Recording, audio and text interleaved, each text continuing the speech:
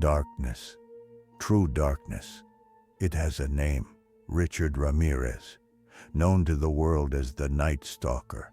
His reign of terror paralyzed the city of Los Angeles, a predator who hunted without mercy, striking in the dead of night. But before the killings, before the blood, there was a boy.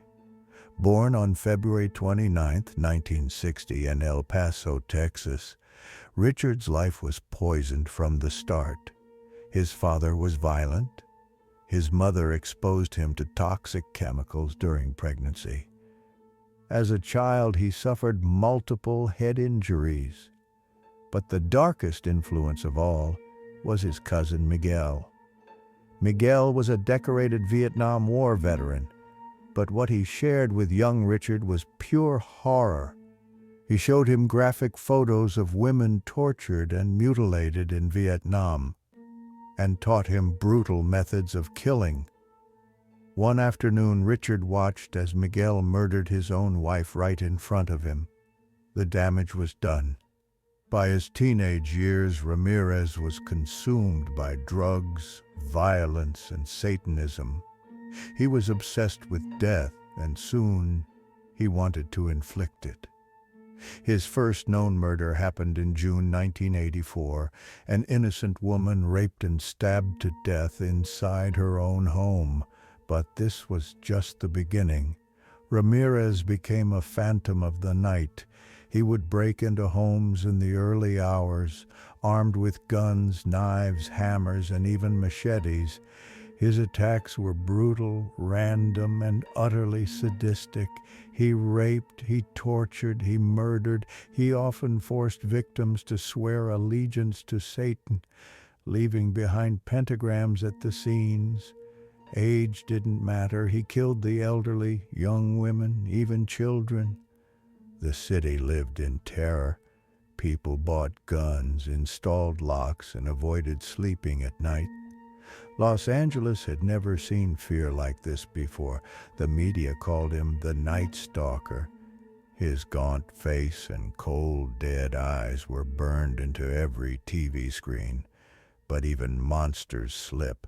In August 1985, police identified him thanks to a single fingerprint left behind. His mugshot was released to the public, and fate caught up with him. While walking through a neighborhood, Richard was recognized.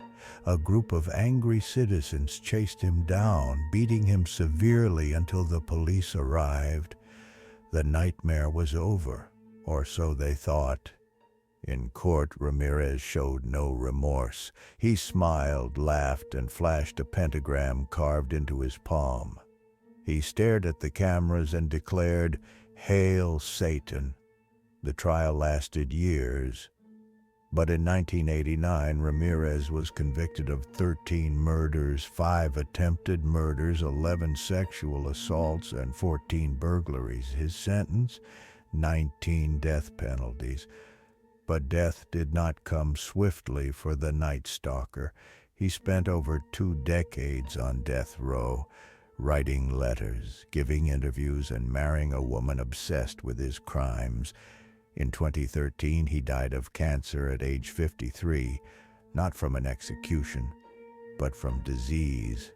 Yet his story still lives on, a story of pure evil, of a man who embraced darkness and became one of the most feared serial killers in American history. Richard Ramirez, the Night Stalker.